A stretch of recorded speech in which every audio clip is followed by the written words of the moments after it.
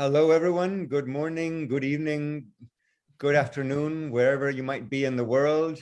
I am Andres Velasco. I am the Dean of the School of Public Policy here at the LSE, and I would like to welcome you to our online event entitled Knowledge Diffusion as a Cornerstone of Economic Recovery in the Post-COVID World.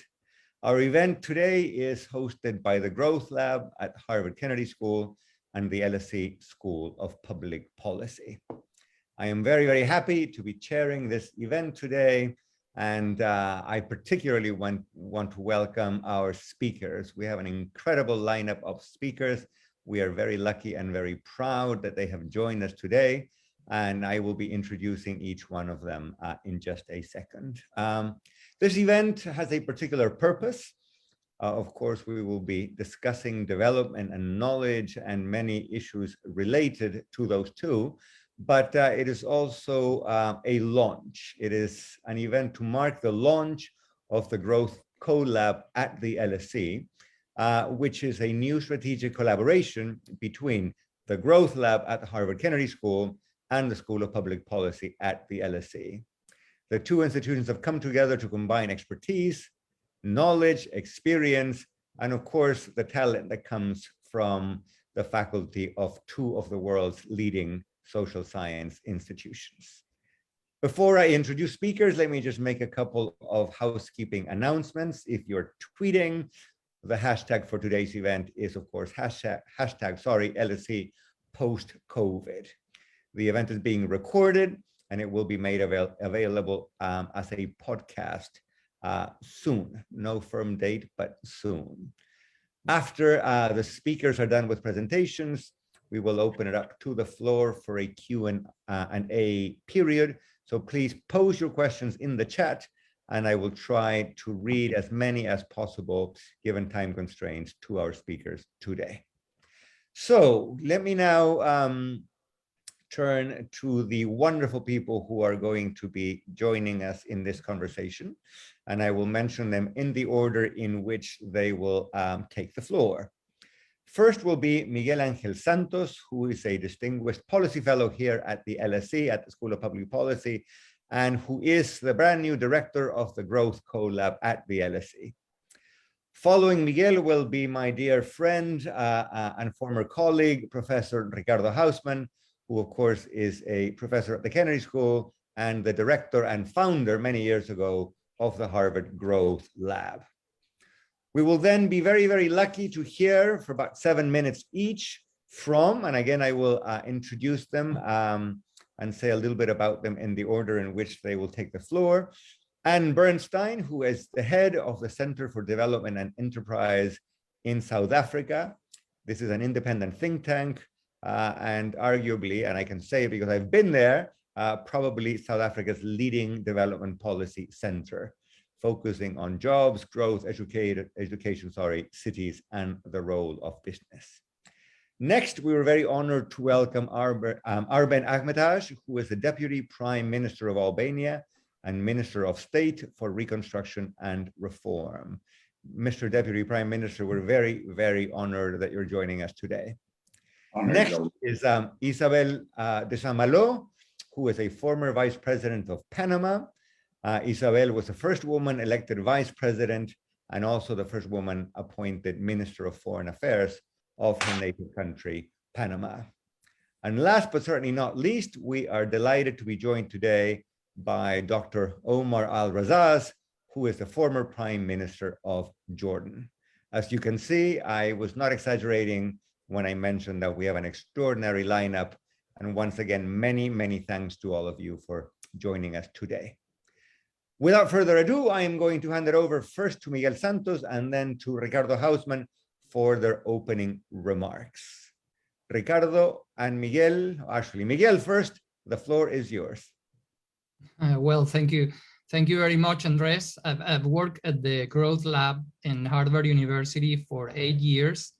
During those 8 years, I was fortunate enough to work in Jordan with Prime Minister Al-Razzaz, and also in Panama with Vice President Isabel and Malo. Not lucky enough to work in Albania, which is one of the most successful projects of the Harvard Growth Lab. And I'm here today to devote just a few minutes to talk about what's our strategic goal in creating the Growth Lab, or creating a Growth Co-Lab at the London School of Economics. And the goal is just, in principle, we just wanted to bring together the capacities, expertise, and reach of two top academic institutions to expand the Growth Lab activities at the global level. The Growth Labs, and I think Ricardo will refer to this later, has become one of the world's leading research centers for policies aimed at accelerating sustainable and inclusive growth. And it's a unique place. And what makes the Growth Lab a unique place, it's a combination of top-notch academic research that has enabled the lab to push the economic frontiers of knowledge and economic growth and development, with a deep concern for having a real impact. It's a permanent drive that characterizes the Growth Lab since the very outset, for forcing people to translate insights of research into actionable policies and tools that policymakers can use to make better decisions. And in the process, to build the next generation of research-driven policy analysts and policy leaders. In the end, we're hosted at the Harvard Kennedy School and at the London School of Public Policy, which are schools aiming at form the next generation of leaders. Three of the speakers joining us today belong to countries where the Growth Lab has partnered with governments when they were in office at different points in time, and you will hear from them. What are we aiming specifically to achieve with the Growth Co-Lab at LSE? Following our philosophy, the way we view the world, we are aiming at tapping into diverse sources of knowledge and thought partners, because we believe that prosperity is not the result of places knowing more, but of places knowing different, commanding different types of know-how and being able to pull that know-how together. So we're going to leverage the experience and the unique relationship between the Co-Lab and the Harvard Growth Lab to engage LSE faculty and students and offer them the possibility of joining cutting-edge research teams, cross-staff across Harvard and LSE, translate their outputs into policies, and give them the opportunity to learn from the process of implementation. So we want to provide students in growth, interested in growth and development, with an enhanced experience, which includes coursework, capstone projects, research assistantships, internships, and as we grow, potential jobs for graduates from LSE. We're also meaning to engage multiple thought partners that are located closer to Europe, because our research has documented that in spite of all the possibilities offered by the virtual world, proximity matters. And our proximity to organizations that share our concern for better policy making and improving living standards of people, such as British academia, European academia more broadly, multilateral institutions such as the European Union, European Bank for Reconstruction and Development, bilateral institutions and philanthropic foundations, will help us to come up and conceive opportunities for collaboration and joint work, which were not evident from Boston. So what have we done already? We have already started an academic course on growth diagnostic, a framework that fittingly was pioneered by Ricardo and Andres to help countries prioritize scarce resources, scarce state capacity and policy attention, and focus on areas that have the potential to deliver the highest impact.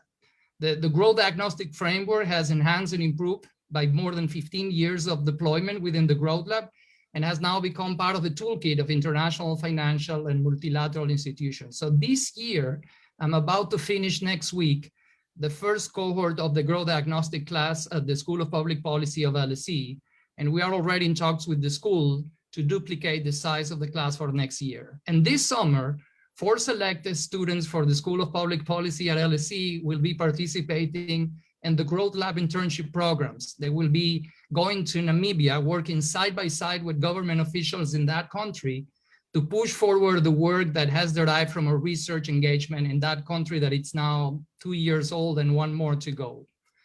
So that's what we're up to. I want to thank once again everybody joining us today, the honorable speakers, the chair, and invite you all to join our efforts and become part of this super exciting journey, which is the journey of putting people together with different skills to think rigorously about the world's most compelling challenges, to design and mobilize support to their proposed solutions, and to learn from the process of implementation, and in the making to shape the next generation of policy leaders. So thank you very much to everyone. Thank you, Miguel. I can attest to the extraordinary enthusiasm of those LSE students who will be doing work in different countries of the world. So wonderful research and policy work that benefits countries, but also an important benefit to our students. I guess that's what people call a win-win kind of arrangement. Ricardo, over to you. Well, thank you, Andres. It's really a very happy moment here, this launching of the Growth Co-Lab at the LSE. Let me tell you a little bit more about the Growth Lab. I think the seeds of the Growth Lab started with a project that we did from the Harvard Kennedy School in El Salvador, where I asked my good friend and colleague Andres Velasco to join me. And together with Danny Roderick and other colleagues, we went to El Salvador. And in the process of engaging in El Salvador, we realized how lousy were the diagnostic tools that we had at hand. And we were forced through that engagement to figure out a way to think about the challenges of El Salvador. And we ended up doing reverse engineering of that experience to develop the growth diagnostic methodology. We were very quickly re-engaged in South Africa. Unfortunately, Andres had the unwise idea to become finance minister of Chile. And so he left us without his wisdom. But we went on to a very, very transformative experience for us, engaging in South Africa about 15, 17 years ago now. And then we went on to do 50 more of those projects in over 30 countries. Some of them we've been engaged in the long run. We are still engaged in South Africa. We're still engaged in Albania. In Albania, it's been since 2013. It's now 9 years. Others have been not as long as a relationship, but very, very meaningful with Panama and Jordan here represented. I really thank our panelists for agreeing to be here.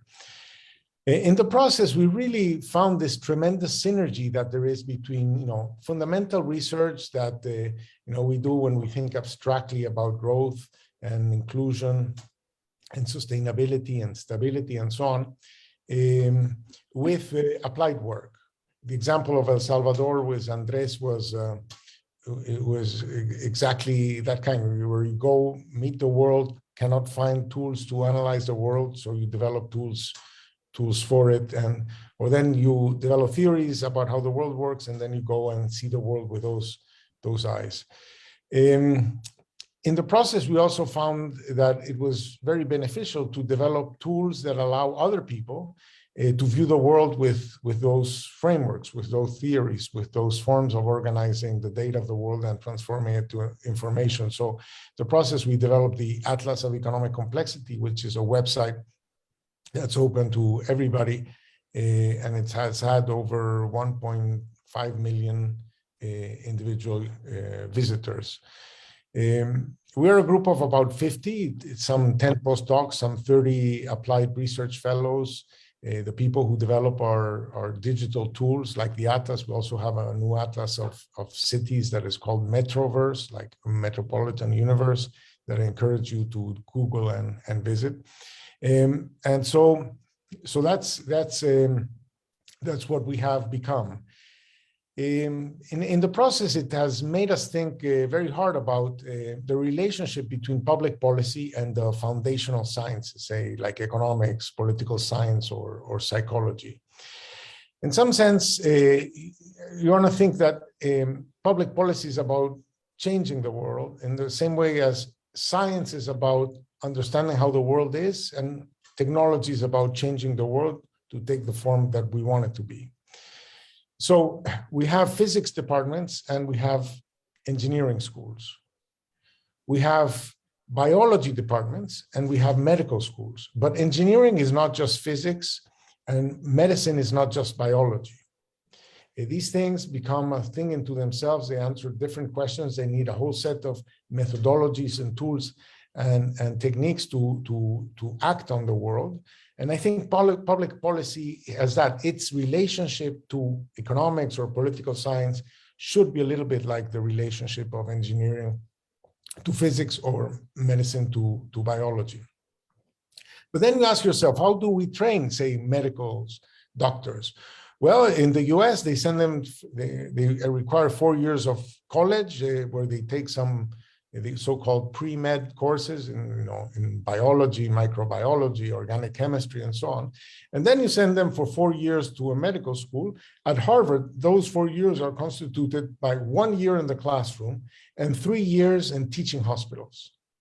And in order to do its thing, Harvard has 16 affiliated teaching hospitals. So the way we conceive of ourselves as the Growth Lab is that we are a teaching and research hospital. We have real patients that are facing real issues. We do basic research to try to analyze the kinds of problems we find in the world, and applied research to try to understand and diagnose the specific conditions of the patient.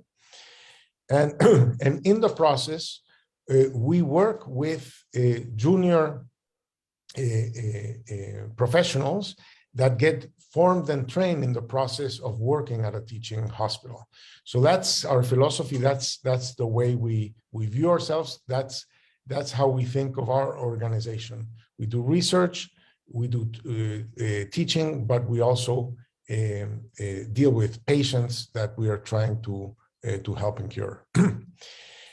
Our take on development is that a lot of development is about technology adoption.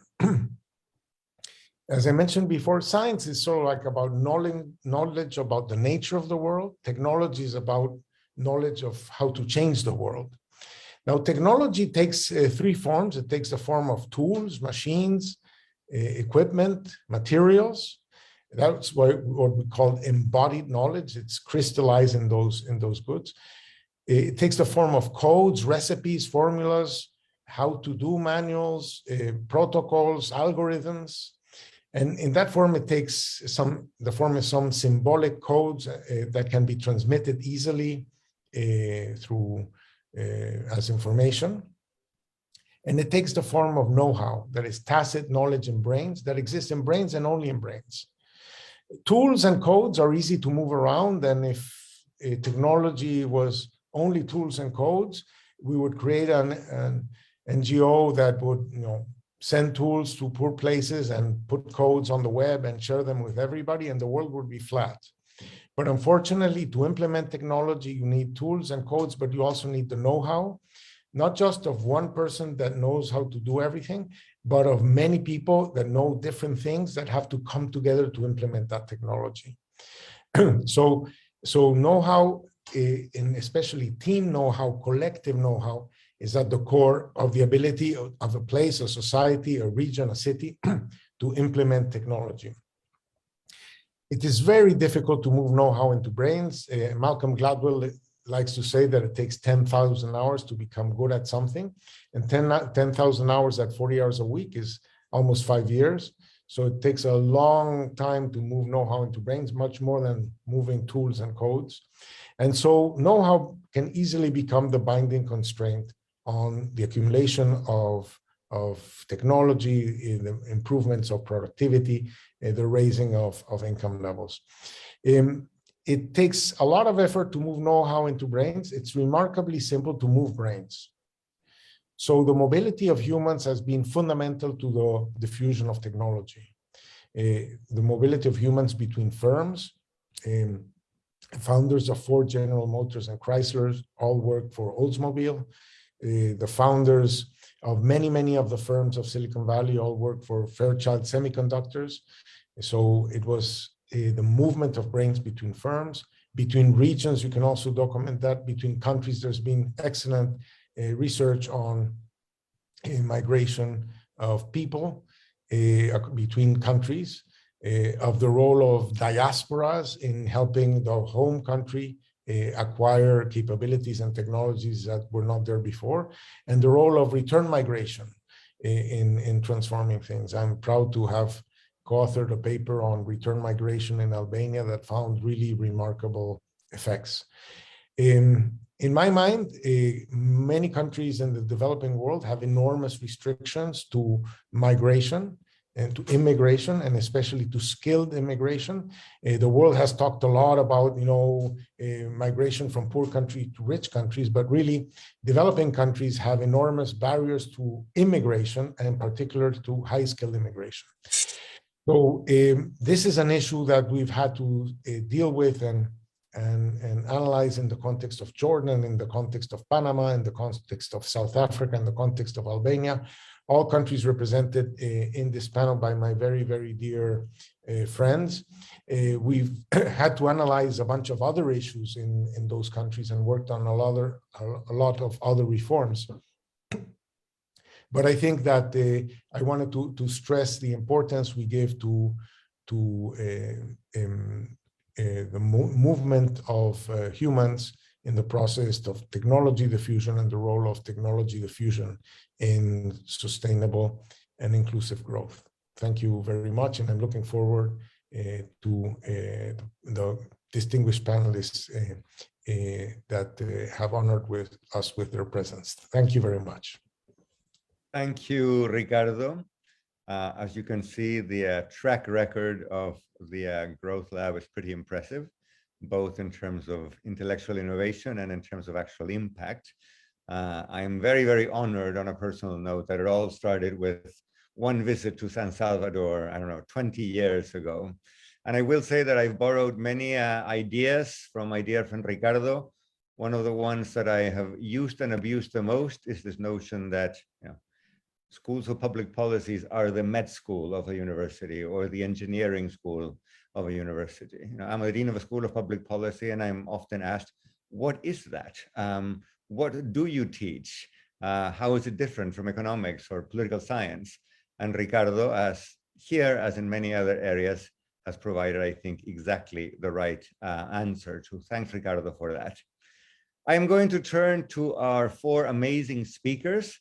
They have all very kindly agreed to tell us a little bit about their experience working with the CoLab and or with the Growth Lab initially, and now we hope with the CoLab, and maybe reflect also on the virtues and shortcomings, if any, of this approach, and of course on any other policy issue that may be keeping them up at night nowadays. And surely there are plenty of those out there in the world today. And I'm going to begin with Anne Bernstein. So Anne, the next 7 minutes are yours. And again, thanks for joining us. Well, thank you very much. I'm delighted to be part of this prestigious panel and to be part of the launch of what in South Africa we would call an Anglo-American cooperation.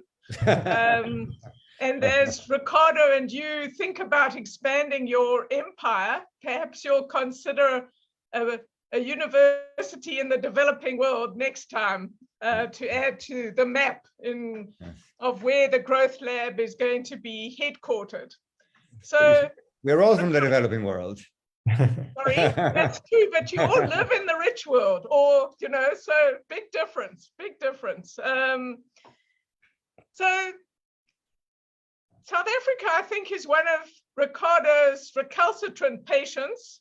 And although at the moment we're trying very hard to expand and deepen his influence on the government of the day and the future of the country, I can speak for my think tank to say that Ricardo has had an enormous influence on how we see growth and the messages that we put out into South Africa as effectively as we can.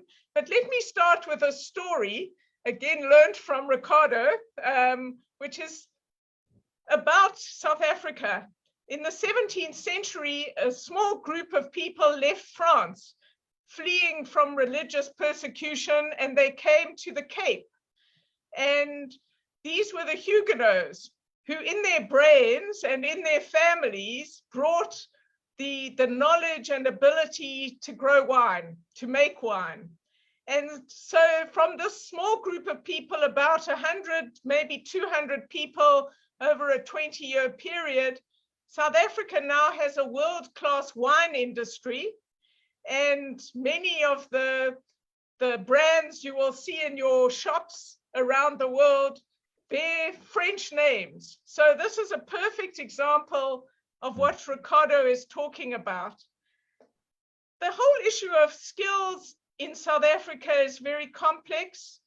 We're a country which has probably the world's worst and deepest unemployment crisis.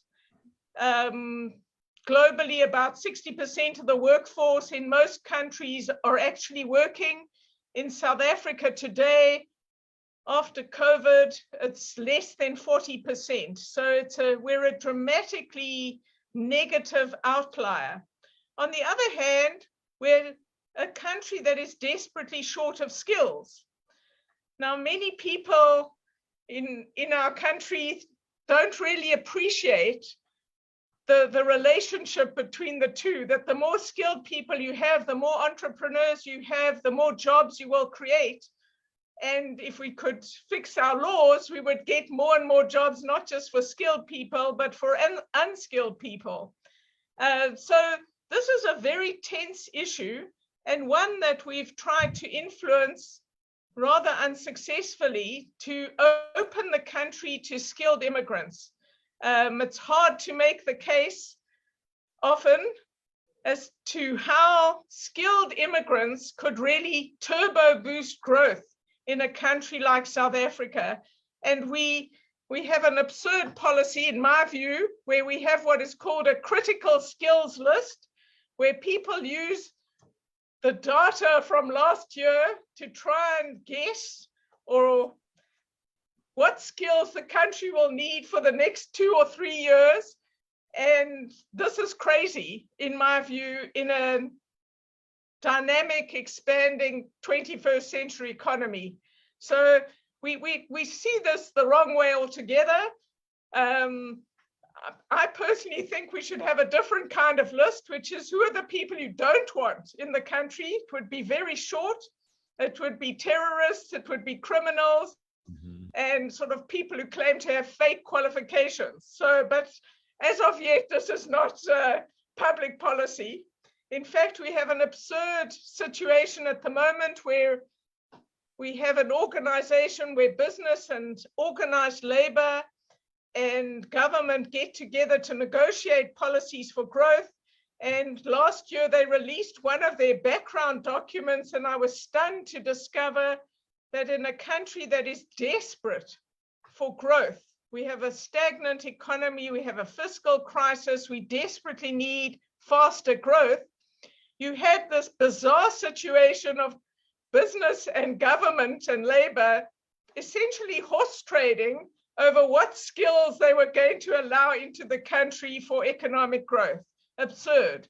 We all know that we need all sorts of skills for South Africa, and Ricardo has made this case, and perhaps we need to remake it again in the Growth Lab's work in South Africa over the next 18 months as to the unbelievable importance of just expanding our doors to bring maths teachers, to bring medical specialists, to bring university lecturers, to bring many more entrepreneurs, defined much more generously than our current legislation, to people from Africa and elsewhere who have entrepreneurial experience but are not necessarily big companies.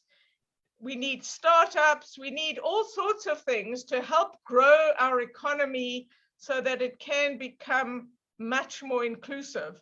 So this is a really complex issue. We have some, I think, very restrictive laws where if you come into the country, if you're lucky enough to get into the country and through the 4 government national departments that have to agree which skills they're going to allow into the country, you then have to promise to abide by the law where 40% of your staff only can be foreigners from day one, which is also ridiculous. The bottom line is we're not getting too many startups or nearly sufficient investment in South Africa today. So let me stop there by saying this is a critical issue. Ricardo I'm sure in his other patient countries says that this is the $100 bill lying on the sidewalk and we should just pick it up. People who've been trained elsewhere, who other countries have paid to qualify in all sorts of ways. It's like a different form of foreign direct investment and we should grab it. But unfortunately, my country doesn't see it that way. I'll stop there. Thank you. Thank you very, very much, Anne. I think you make the case very persuasively. Thanks also for letting us know. I'd always wonder where the initial impetus came for all that good South African wine. Now we know. I would say it's my favorite wine if I didn't come from a wine producing country that competes on the same shelves in New York or London with South African wine. So, you know, I think there's room for both of us. Thank you, Anne. I'm going to move on now to hand the floor to the Deputy Prime Minister of Albania. As Ricardo said, Albania is a country that has taken tremendous steps forward in the process of reform and positive change. And, you know, it's a country that's collaborated quite closely since 2013 with the Growth Lab. So, Mr. Deputy Prime Minister, we're very much looking forward to hearing your thoughts on both your collaboration and on the challenges ahead for your country. Thanks again for joining us. Thank you, Andres, dear Ricardo, and Andres, dear friends. Thank you very much for having me. It's a pleasure to be part of this launching event today and inspiring conversations with distinguished friends and colleagues. We've had the rewarding opportunity of working together with Ricardo for many years. We were one of the patients, and I'm delighted to see that the Growth Lab is growing by establishing a presence there in UK. I definitely remain very hopeful that we'll see the Growth Lab's offsprings in other parts of the world. Why not including Albania again, where I'm from? When you do it once, you learn how to do it again and definitely better. Albania and the Growth Lab have a special relationship that no matter where we are, we have strong feelings of affection for each other. When Ricardo asked me to attend and speak at today's event, I actually went back on the journey that we have taken together. The past 9 years have been transformative for Albania.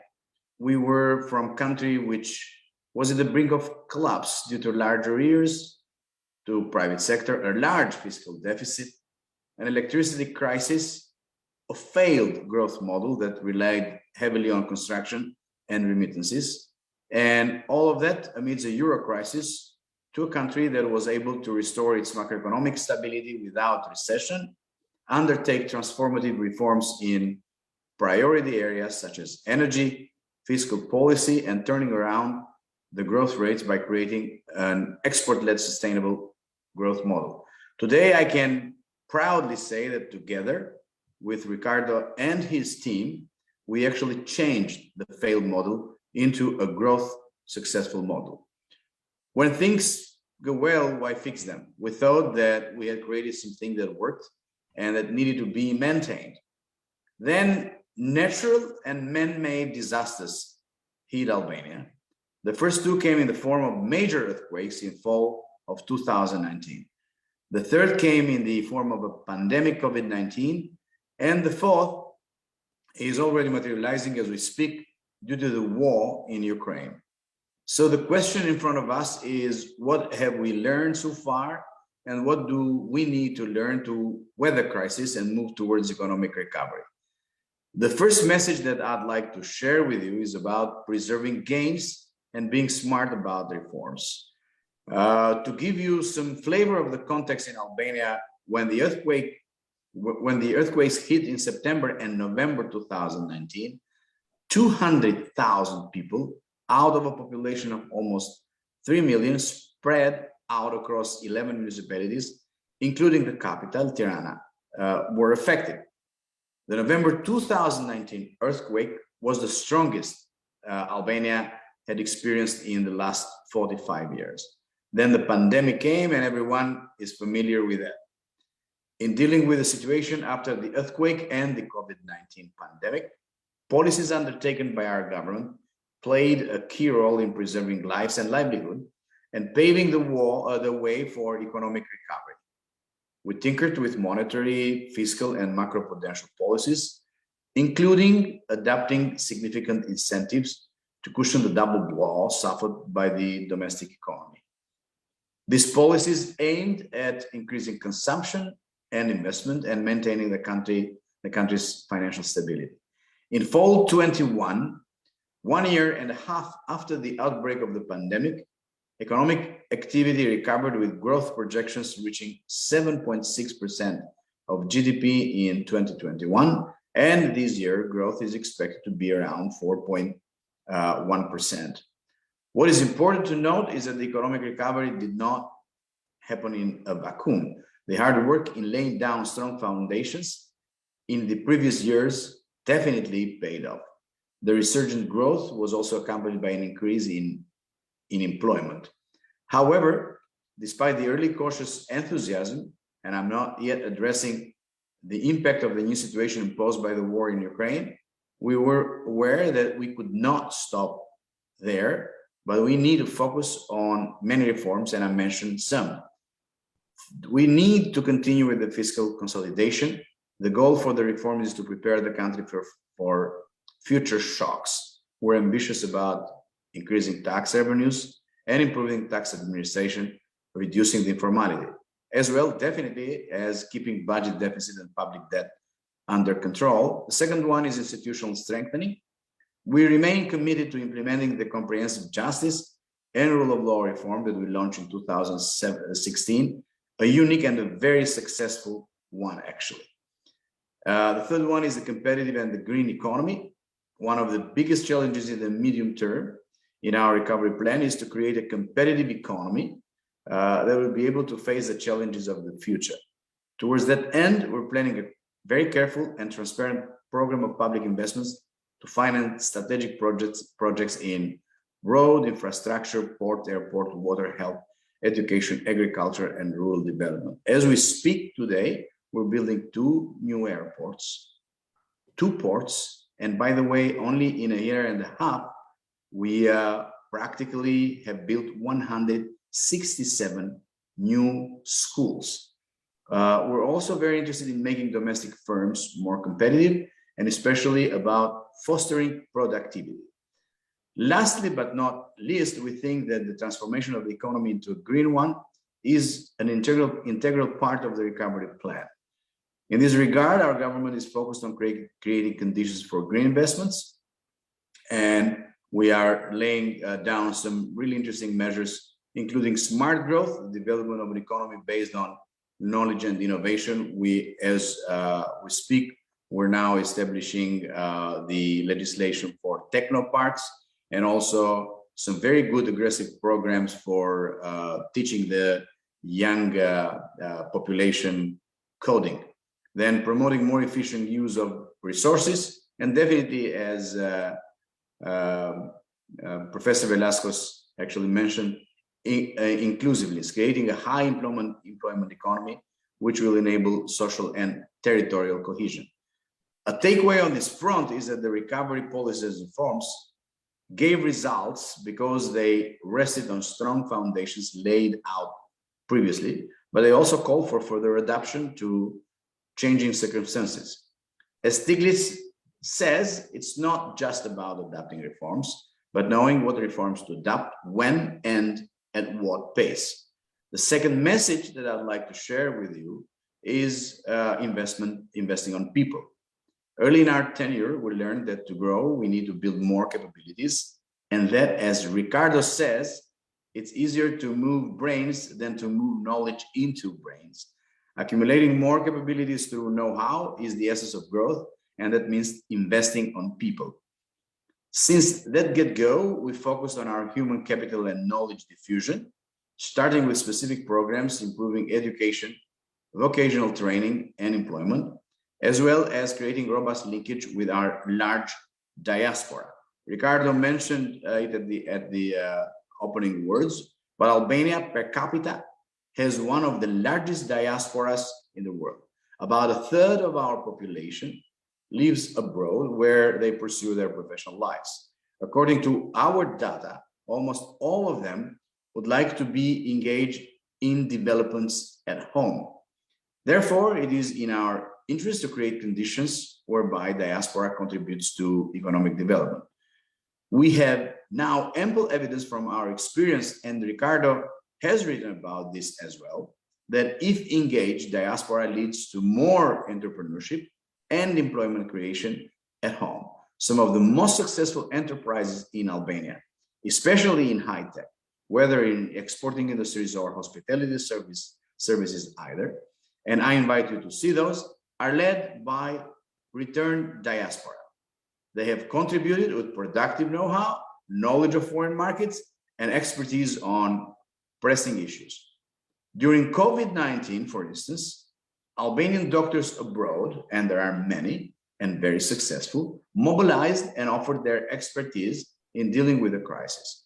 Prime Minister Rama has been persistent in his attempts to attracting Albanian talents abroad, and we have instituted programs in the government to attract high-skilled Albanians to work in our administrations. We now have unfolded a program called Gati for Shqipërinë, Ready for Albania, that actually is helping many talented Albanians from abroad to contribute. To summarize, the experience of dealing with the past crisis informs us that we can't take progress for granted. We have to preserve the gains that we have attained through sacrifices, and in Albania there were many sacrifices, and as a result fine-tune policies and reforms and accumulate more know-how to building capabilities and diversifying our economy. As a conclusion, I'd like to endorse the theme of this conversation that we're having about knowledge diffusion. The new situation imposed by the war in Ukraine adds another layer of complexity to an already very complicated world, which can be addressed through greater collaboration between fine academic centers as yourself and policymakers. So in this spirit, I'd like to end my remark with a call about accelerating it and ensuring that know-how flows to where it is needed most. Thank you very much. Thank you very much, Mr. Deputy Prime Minister, for those inspiring words. I think I'm going to join my friend Ricardo here in simply saying how impressive that work is that you've been doing, you and your government have been doing, you know, and the forward motion in the last decade or so has been truly not just impressive, but probably also a worthwhile object of study and imitation. And you know, we very much look forward to having another opportunity to work with your government. With great pleasure. Thank you. Thank you very much. Let me now turn to a friend from our corner of the world. I introduced her already. Let me just remind you that Isabel Malo was the vice president of Panama, a country that has also worked at some length with the Growth Lab. And Isabel, we're very much looking forward to hearing from you. The floor is yours. And again, thanks for joining us. Thank you so much for the invitation. Thank you, Andres, Ricardo, Miguel. It's always a pleasure to be with you and to have the opportunity of participating at this launch of this collab. Is fantastic. I joined this request and recommendation to have something in the Global South. But anyhow, let me just mention a little bit about my country so that our viewers are situated. We are a very small country in Central America, 4.3 million people, one of the top 10 fastest growing economies between 2005 and 2015. We are mostly a service economy, given our geographic location, which is privileged. We're home to the Panama Canal. Our service sector related to the canal is very large. So in terms of exports, our exports of services are quite larger than our exports of goods. And in that level, we are at the level of OECD countries mostly. So as I was Vice President and Foreign Minister, I had the opportunity of looking at some of the situations in my country that were a problem. And we knew then that given that we were a country growing, stable, politically stable, secure, we were attracting many migrants. We have for many years, and we were at that point in time, which provided very specific problems for our economy. These migrants who did not have working permits, but who were working in our countries, were not contributing to Social Security, were not contributing to taxes, and they were at the end unfair competition because they were hired by companies, and these companies could offer services at a lower cost than their competitor companies. So it was not good in any sense. So there I was in 2017 reading the newspaper in Panama when I see that the Growth Lab of Harvard had been doing this work in Panama, so I cannot take credit for bringing Ricardo and his team to Panama. And they were saying a whole new reason that I was not aware of why Panama needed to ensure that we provided working permits and attracted some kinds of specific skills. So as I read this and learned about this study, my team reached out to Ricardo's team at Harvard University, and we were able to connect. And as we were reviewing the study, it turns out that it was very clear, according to their research, that this amazing growth that Panama had for so many years could not be sustained unless we attracted to our country specific skills that we did not have, that we still do not have. So this growth model, which has worked in Panama for a very long time, had come to a peak. And we needed, if we wanted to continue to grow, we needed to shift into other economic sectors, other more sophisticated economic sectors for which we did not have enough manpower. And the only way of doing that, according to the research, was to get these skills from foreign workers. Now, I had been trying as Vice President and Foreign Minister to make some reforms in terms of migration, not thinking about this, but thinking of the other costs that I mentioned earlier of many workers within the country not contributing to taxes, not contributing to the Social Security, and creating another whole set of problems. So I decided to invite them to cabinet, because then with all of this powerful information from a very knowledgeable doctor, I was going to be able to make the changes that we needed to make. So then we were, they came to cabinet, made the presentation, and I am very sorry to say that even though I tried, we were not able to have more really turning point reforms done. We did some minor adjustments through decree, and just because of the internal opposition that there is to migration in my country as it exists in many others. Panamanians, we've said many times that we are the Singapore of Latin America.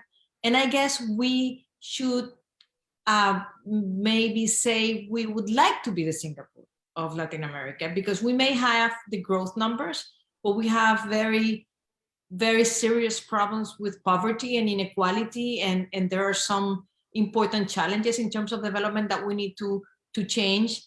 But unless we are able to attract and retain those high-skilled workers that the Growth Lab referred to, we will just not be able to make those transformations. So I regret to say that in my case, even though some of us pushed, the patient did not observe yet the doctor's recommendations. Small changes have been made.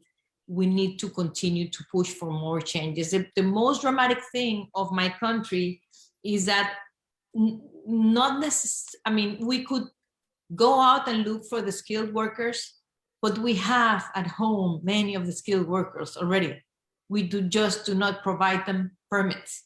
And we have those skilled workers because we've been successful at implementing some special economic regimes in Panama that have attracted multinationals, that have attracted global world-class corporations that have some special permits to bring workers, but those workers cannot move from those sectors to other sectors. And those workers have families, spouses that are very highly skilled, that could be contributing to the economy and that cannot get a working permit either. So we need the skills, we have them there, but we have not been able to provide the framework for them to work. So post-COVID, what I would say, and with this I will conclude, Panama, as the rest of the world, has suffered dramatically in terms of our economy. We had one of the most severe lockdowns, so our growth was hardly impacted. A lot of jobs have been lost. The country is recovering, but we face the same challenges that all of us change in this recovery. This is a time for Panama to take advantage of those workers already in the country and boost growth. However, and because public policy is like that, even though it might be the best time, it is not the best time for it to be politically feasible, which is always the main obstacle.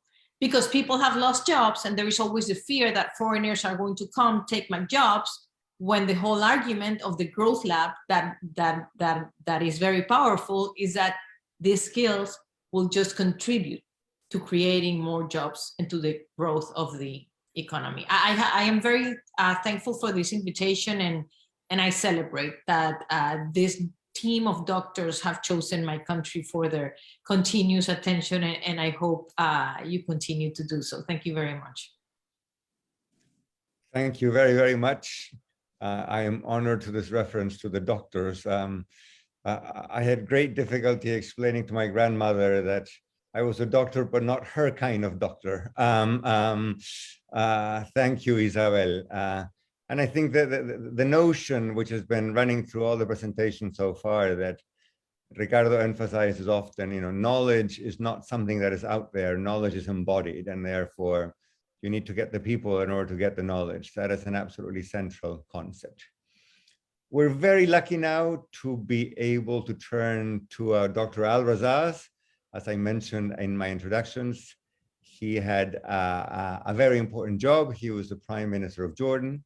Of course, Jordan has worked very closely, and I believe continues to work very closely with the Growth Lab. So Omar, if I may, floor is yours. Thank you very, very much for joining us, and we very much look forward to your remarks. Thank you very much, Andres, and I really am enjoying this, and I enjoyed the interventions before me. And let me say, I really love Ricardo's analogy of a teaching medical school. But if I may, I will start with that and I'll end with that.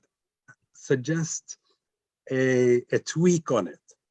That is, we'd love to have primary healthcare centers, not just the teaching hospital, but sort of primary healthcare centers all over the world, so that we can create the vaccine environment, the awareness environment, the kind of avoiding coming to the hospital environment. And I'll come to that in the closing, because I think what Isabel was discussing, this tension between the politics and the policy of migration is serious, and there are certain models we need to avoid and certain models we need to adopt.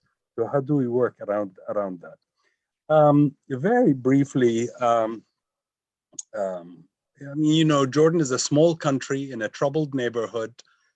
We've suffered a lot over the last 2 decades because of wars, closed trade routes through Syria and Iraq, or Palestine-Israel problems, the Gulf to the south, highly subsidized sectors. So it's a very, very hard for a country like that to figure out how to grow, if you will, let alone that not only were we in a troubled neighborhood, but the externalities, or essentially receiving around 20% of Jordan's population in refugees from Syria, and before that, Iraq, etc. So what do we, and I, at the time, the first time I've I've started looking at this. I was not in government. I was heading the Jordan Strategy Forum in 2016, which is a think tank. And we were kind of really kind of scratching our heads and saying, how do we get out of this ring around us in the region that is we can't export to because of the volatility? And we started by looking at the product space model and kind of looking at that. Then we realized that the atlas was there and started working on that. And it was fascinating how much information we were getting about why is this product being manufactured in Jordan, but another one isn't, which requires very similar skills, and looking across sectors, etc. At the time, if I remember correctly, all of the the databases and the analytics were about goods as opposed to services. And Jordan is very much of a service-oriented economy, but it was very helpful in looking at pharmaceuticals and looking at manufacturing. And Jordan was exporting to some 112 countries already, but really without the analytics that go into that. Now, when I came into government, we continued that the work became much more intense with the Harvard Growth Lab, and one with helping us avoid certain major and get ourselves out of certain problematic areas of public sector, private sector investment, but in really getting a better sense of a fantastic tool. Because for me as a prime minister, what I was facing was these lobbyists coming in and lobbying for their sectors.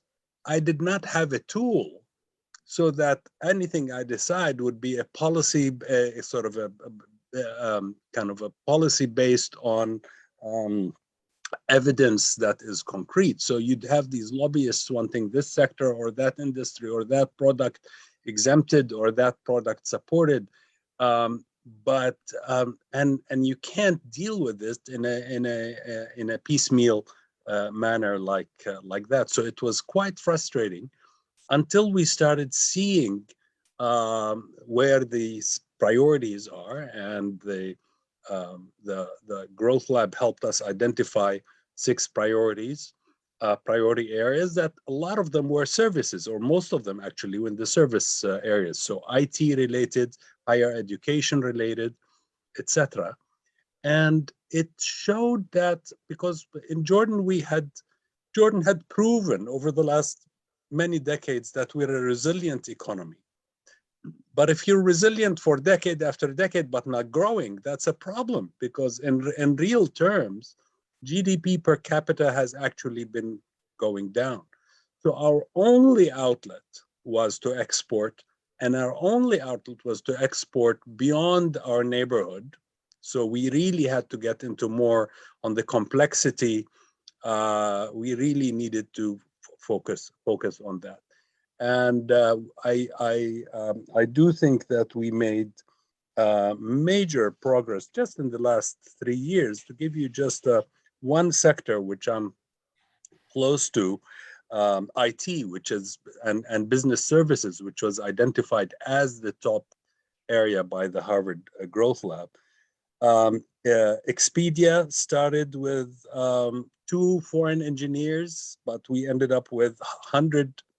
By the way, engineers in Jordan, there are 2/3 of graduates in engineering are unemployed. So Jordan is a highly skilled potential but not, clearly we have one of the biggest unemployment problems, especially among fresh graduates in technical areas. So Expedia was one example. Cisco started with 10 people, brought in a couple of experts. Now they have 1,300 employees. This is in 3 years. Microsoft started with 5 years ago with 25 people. Now it's 500.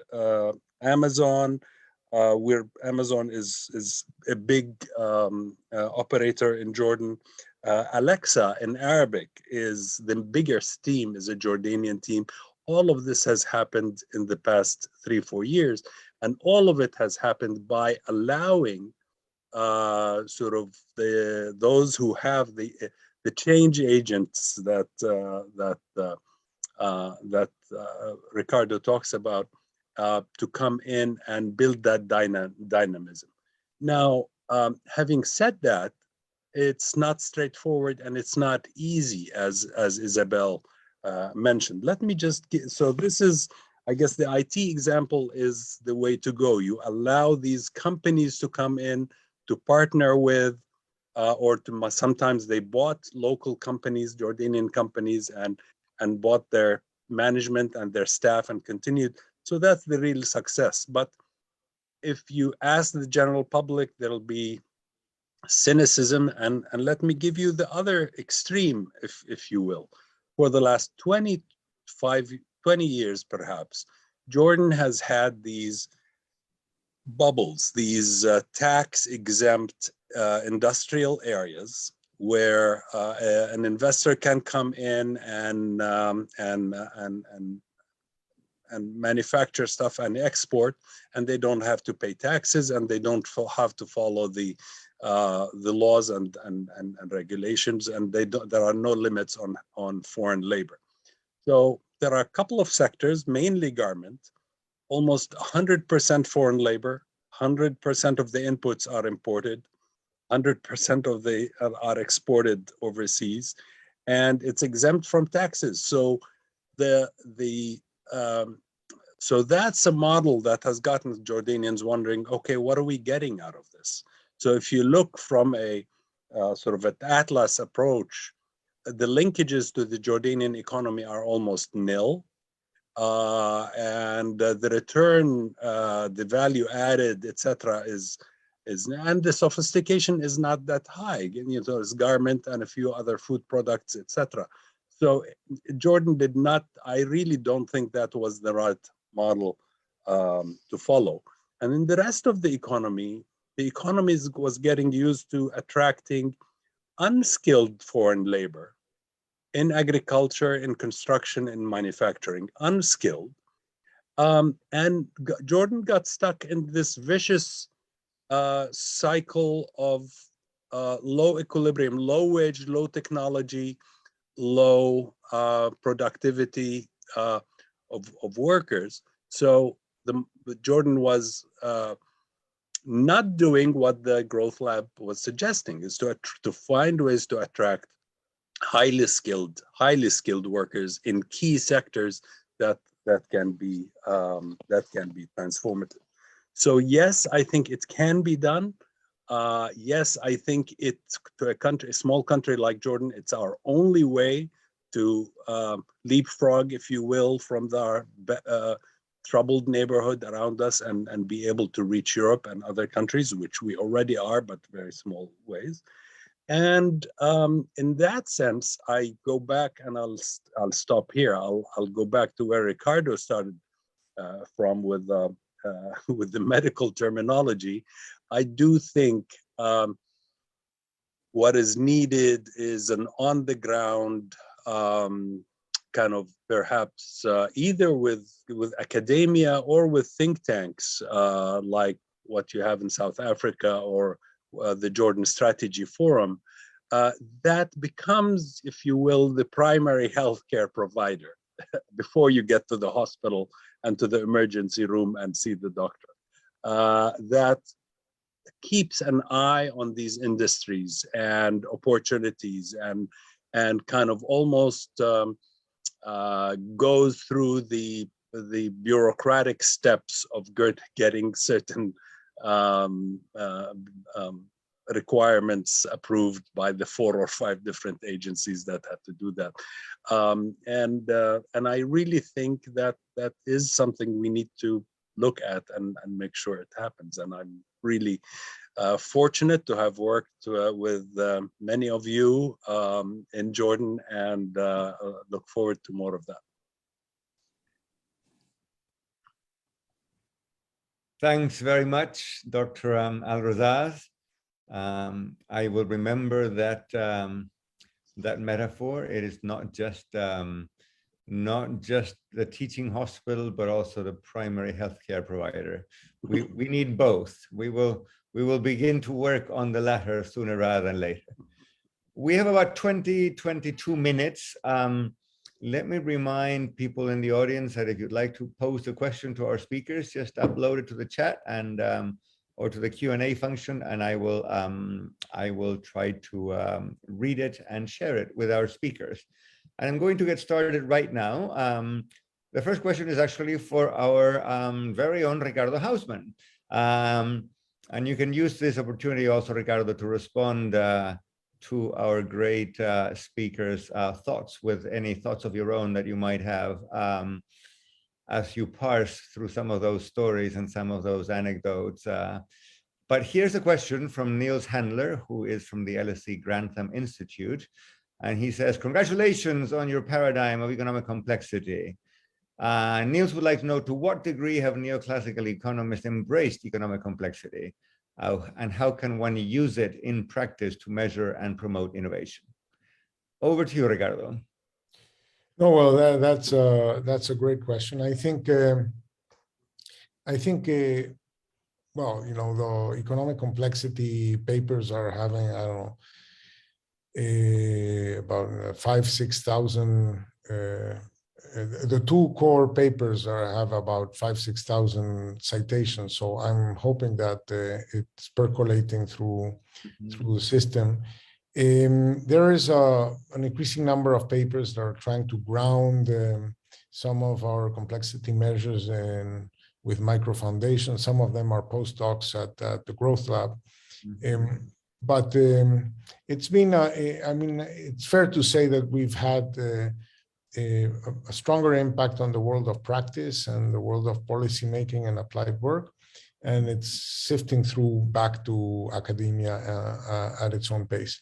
I think the same ideas have been applied to, for example, technology and patenting and spaces, and the idea that countries move from the things they know how to do to things that are not too far away in some cognitive space, and that this is borne out in patent data. There's a recent paper, it's a collaboration between the Growth Lab and LSE on showing that places that have started patenting recently have been, the process of patenting was kickstarted by some multinational that started patenting in the country, and that the effect is larger for medium-sized multinationals rather than champion multinationals, because apparently the champion multinationals are able to internalize the knowledge and it doesn't spill over.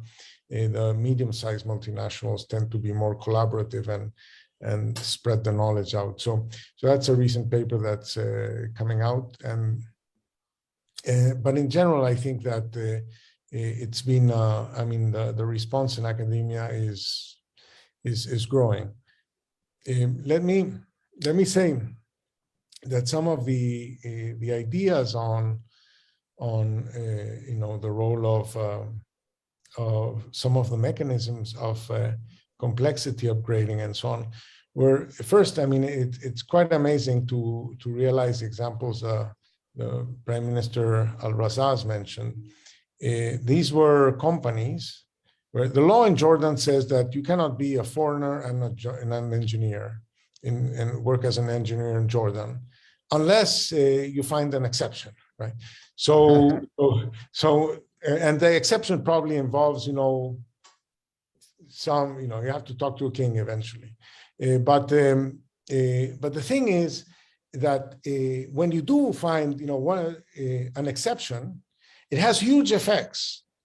And in my mind, that's an incredible demonstration effect.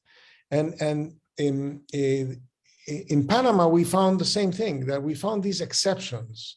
As I like to say, Panama has a policy that closes its door to immigration, but opens two windows on the third floor. So if you want to get in, you have to climb through the walls, right?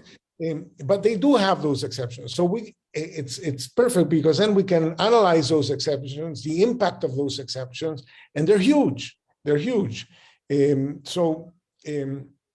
I'm very much impressed at this idea that, you know, there is a world where you can think that if you think that if people come in, they increase unemployment. If they go out, they reduce unemployment, right? So I can imagine that there must be a model that suggests that if Elon Musk, thanks to the fact that Elon Musk has left South Africa, unemployment is down by 1, right?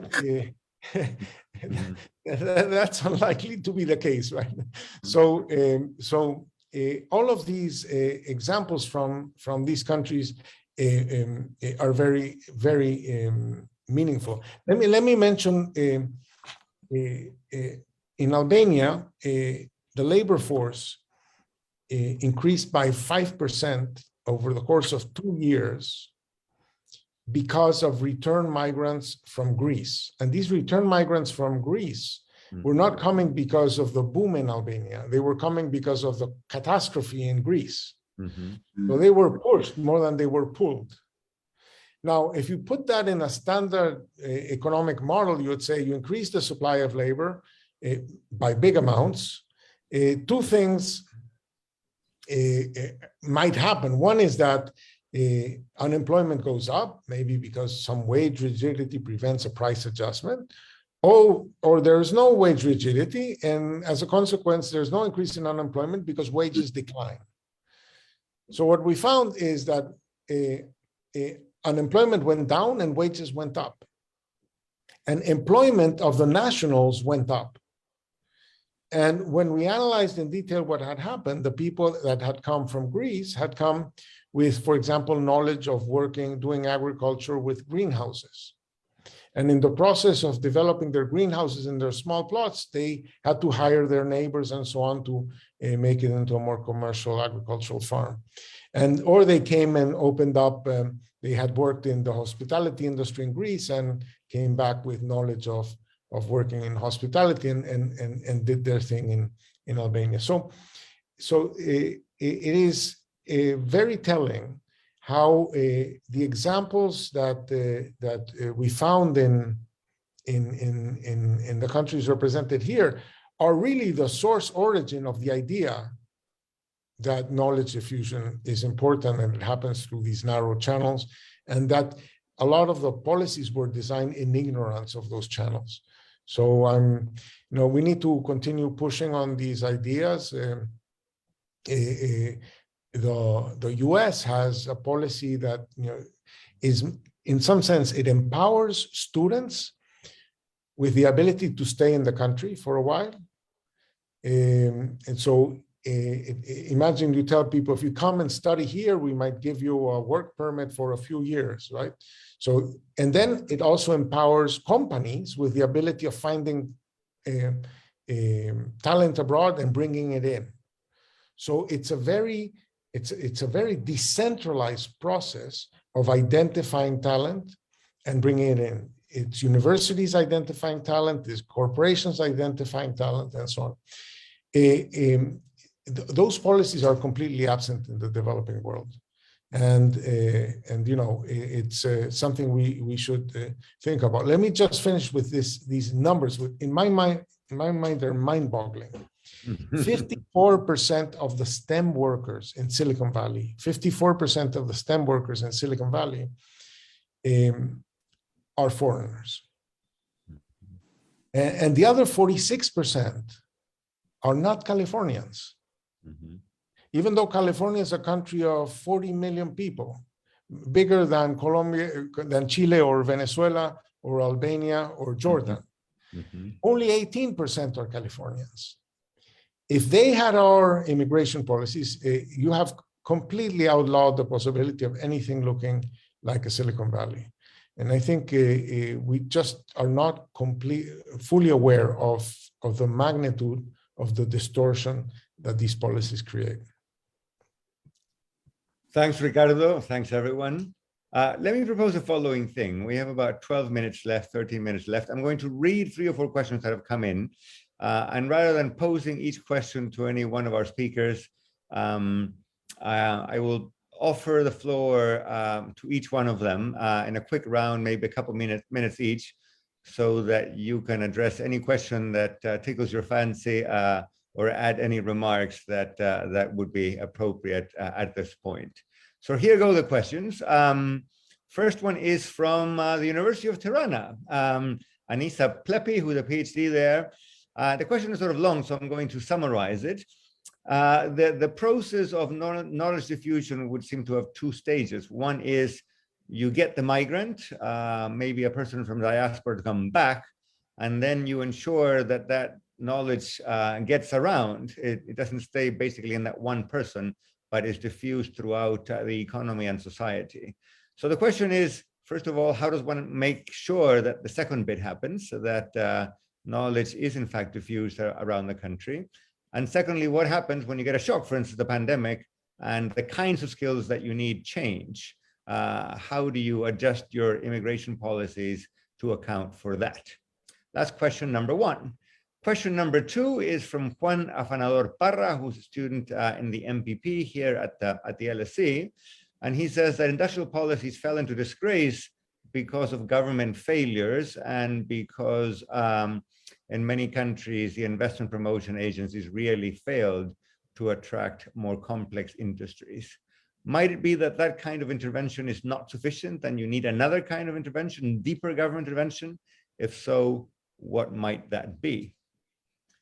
Question number three is from Bethany Carter, who's a year 2 MPA student here at the LSE. She is curious to know how panels respond to those critics, perhaps, whether from the green growth camp or the degrowth camp or the post-growth camp, who say economic growth is the problem, not the solution, because it strains ecological resources, etc., etc. So once we account for the environmental impacts of growth, do we really want that much growth? What kind of growth? Again, for people in positions of policymaking on the panel, what do we have to say about that? And the last one is from Melody, who is a student at the University of Suriname. As you can see at the LSE, we're very proud that we get questions from all over the world in these events, and today is not an exception. And this is a question more about South Africa. Melody is wondering whether in the context of the South African ethnic diversity, whether it is an issue if the skilled labor migration comes for instance, from the white countries of the West or from India. Might this be welcome? Might this be an issue? And if it is an issue, how do we get around it? And we got one last question from Maria Jose Lopez Signorelli, who's a development management candidate also at the LSE. Maria Jose would like to know about subnational growth diagnostics. We've talked about countries, but the Growth Lab has done subnational work. Maybe Ricardo or Miguel can tell us a little bit about that. That's, I think, as many questions as we have time to tackle. I'm going to turn it over to speakers, maybe a couple minutes each, and that includes Ricardo and Miguel after our 4 guests. So Anne, we'll keep the same order as the first time around. Anne, over to you.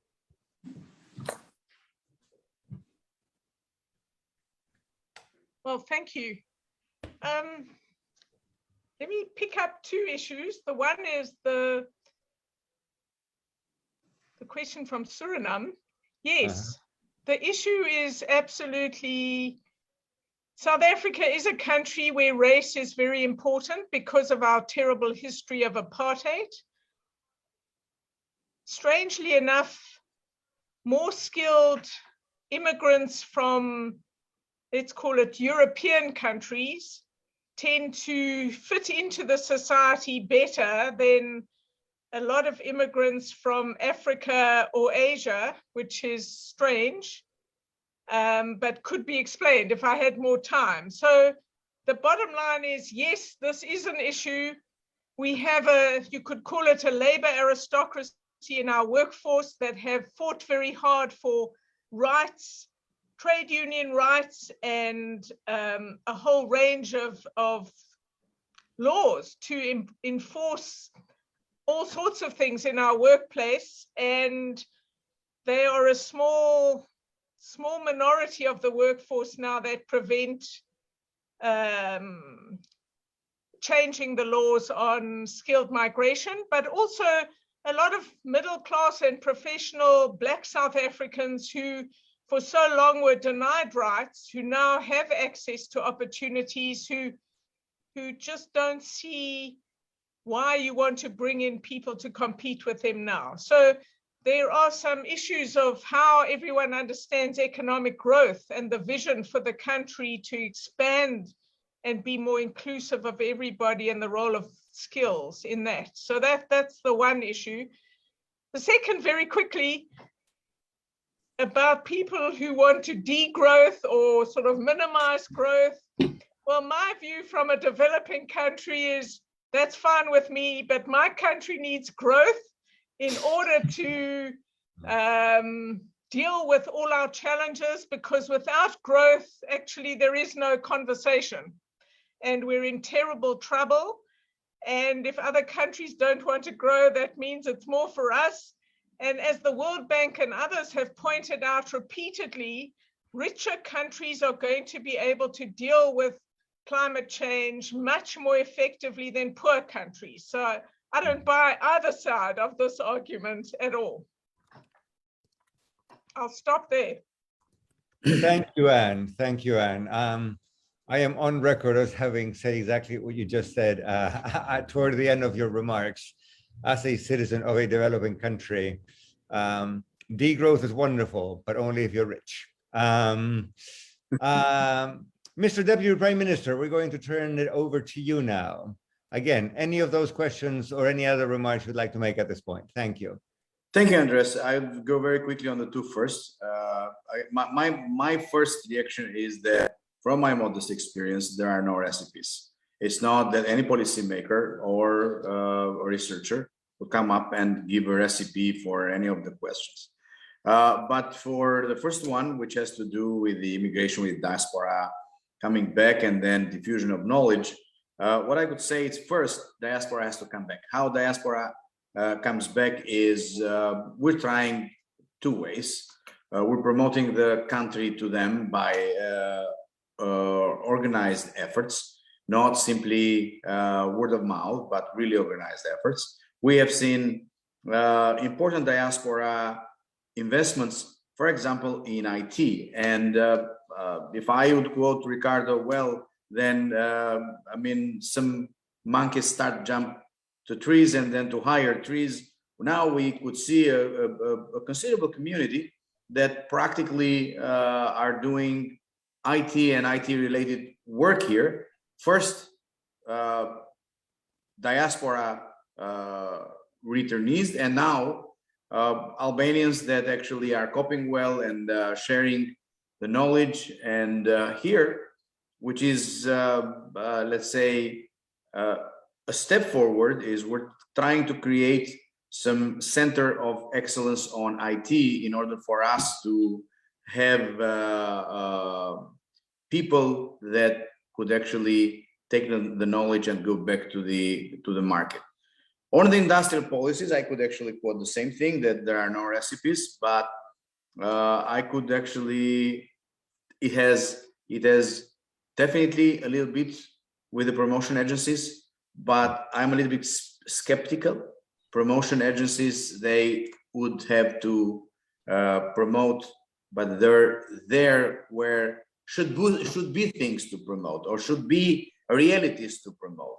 So again, here we have been, and Ricardo remembers very well, we have been really good at manufacturing, for example. Together with Ricardo, we established the first package in one manufacturing subsector, and the subsector developed in the next 4 years, 3 to 4 years. It actually went to 54% increase. So again, I would say that there are no recipes, but then as the foundation, it is general term, but countries that do not have it, they do experience this.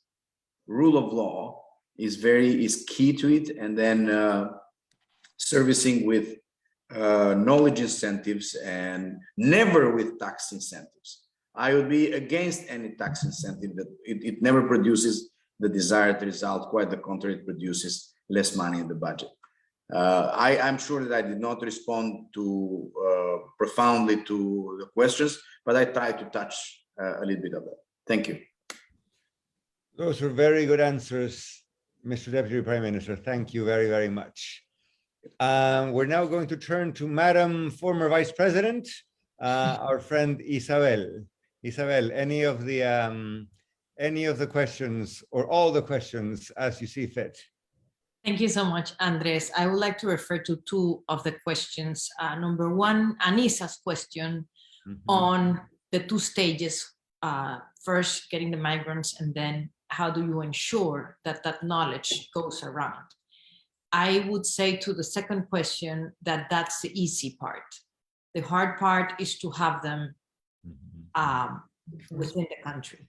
The second stage is it's a very natural on-the-job training that happens within organizations.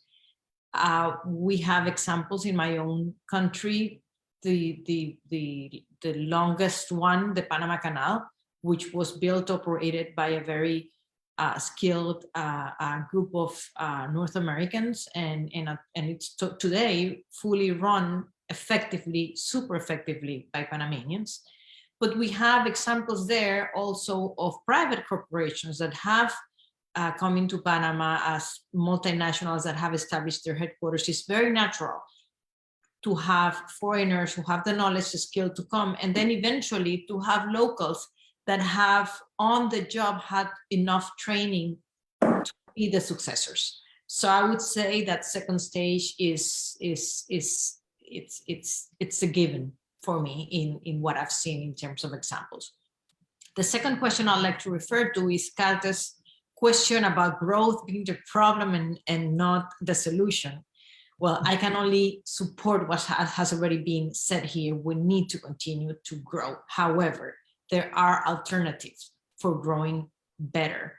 Alternatives are there. There is a movement that is growing of profit with purpose, of taking into consideration your stakeholders, which include future generations, which mean that, of course, governments need to continue to work on the policies, but the private sector needs to work on transformations that make business different, that make good business different, and that are out there. And I would say that, and I am a full champion of social inclusion and environment, and these are all possible with growth, and that's what we need. The world cannot afford to leave people behind with that very extreme view of growth that I believe it's not good for anyone.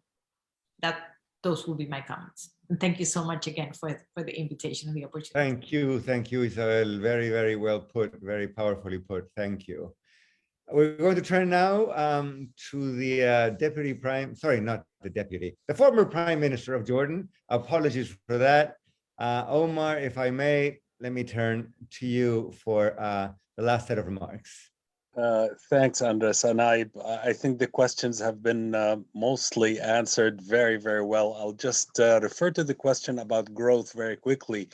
I do, and I think the Growth Lab always talks about sustainable and inclusive growth. And and I do think that these two adjectives need to be introduced, because Jordan has experienced growth, fantastic growth. Between 2002 and 2008, it was an average of 6.5. The last 2 years were 7.8%, but it did not reflect on employment. It did not reflect so much on standards of living, etc. And we saw whole regions not affected, youth not unemployed, etc. So, and I really think, and I think one of the questions was asking about what's the methodology of the Growth Lab, and I was looking at a recent draft on Jordan, and I was amazed that a whole section was focused on who who benefit, the targeted employment strategies, because female unemployment is very high in Jordan. And in general, unemployment among youth is very high. And if you move away from the major cities, there is also major unemployment pockets in the governorates. And the interesting part is that the report kind of looked at each of these and looked at complexity issues and at comparative advantage in each of these areas and targeting each of these groups. So I do think now we have the instruments, not to say just growth for its own sake, but really look at the sustainability and inclusiveness of growth. I really enjoyed this, and thank you very much, and congratulations to LSE on this important step. Thank you very much. I think it's fair to say we've all enjoyed it very much. We are out of time, but I'm going to take a couple more minutes, hand it back to Ricardo for closing remarks, and then to Miguel.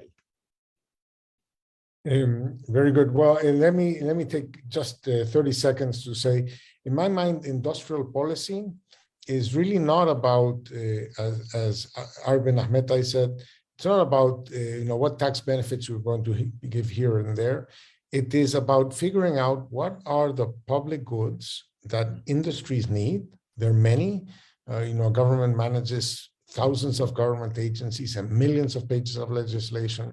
It runs them in ignorance of how they impact individual sectors and areas.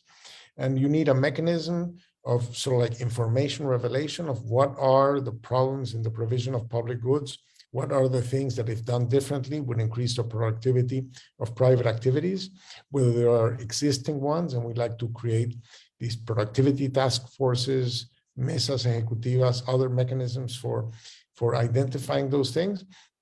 And we like to think about the obstacles and constraints and possibilities of industries that don't yet exist, for which we have other kinds of solutions and interventions. I won't dwell on the issue of economic growth. The only thing I want to say is that education is part of GDP, health is part of GDP, decent housing is part of GDP. And we know that you can live more or less well at $50,000 of income per capita a year. So we don't know how to solve the same problems at $5,000 or $10,000 of income per capita a year. So in the middle income countries, it's clear that they are not at the level of income that is feasible, and we should get them there. And in the process of getting them there, we will clean up the environment and worry about how to create energy in ways that are not polluting. By the way, in order to clean up the environment, we will need a lot of metals. So we'll need a lot of mining to clean up. We'll need to do some harm to the land in order to clean up the air. The final, we've been very excited about moving from national growth diagnostic to subnational growth diagnostics. In some sense, we found it to be somewhat easier, because in a country you have many comparators that are that share many characteristics and differ in fewer characteristics. So in some sense, it's easier to identify what's holding a region back than what's holding a country back. But it requires tweaks to, I think the approach is the same, tweaks to the methodology and the methods. And we've had several countries where we've done some national growth diagnostics and national growth diagnostics. And it's very interesting to see how they differ, how the things at the state and local level, point us to different points of action than the growth diagnostic at the national level. So yes, it's an exciting new area of activity.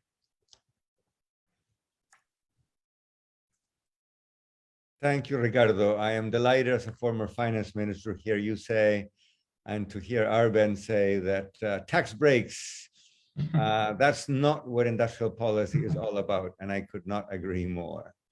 Miguel, you're the lucky guy who gets the last word. Over to you. No, just two quick comments. We have learned a lot from doing subnational growth diagnostic. One of the things we learned the most in Mexico is these very large income disparities in places that were within the same country and then between municipalities that were within the same state. So it's interesting because it's like forcing people to think what explained the difference between two places, but you cannot quote the legal framework, you cannot quote the political representation system, you cannot quote the macroeconomic context, exchange rate, inflation, you cannot quote the financial architecture, free trade agreements, restrictions to migration, which are typically established at the national level. Now you tell me what drives these very large differences if all these factors that I just mentioned are fixed. And we have learned a good deal from that. And regarding growth, I agree with Anne. I've been working in Namibia for 2 years. I don't think the world will benefit at all from an $11 billion economy that has a tremendous need to reduce their carbon emissions. Now, the world can benefit a lot from using Namibia potential on green energy to relocate industries that are generating pollution somewhere else to those places that happen to be the places with low incomes that have a tremendous potential for green energy and can attract energy intensive industries that today are located elsewhere in the world using carbon or oil-based fuel. So I think we need to think about this, not at the country level, but at the world level. And certainly there are places that you cannot ask them that they don't grow, because there's so much need in there. So that was my last thought. Thank you very much to all. Thank you, Miguel. Thank you, everybody. We are way past our time. So I'm simply going to end by saying thank you, thank you, thank you. An absolutely amazing lineup of speakers, great discussion of issues that could not be more important. On behalf of the LSE, on behalf of the School of Public Policy, hugely honored and delighted to have had you participate in one of our events. And forgive me if I finish with a bit of advertising. We have another such event tomorrow at 5:30 p.m. English time on how to boost the lending power of multilateral lending institutions. So thank you again, everyone, and I will see you soon at another LSE School of Public Policy event. Good afternoon, good evening. Have a good one. Bye. Okay.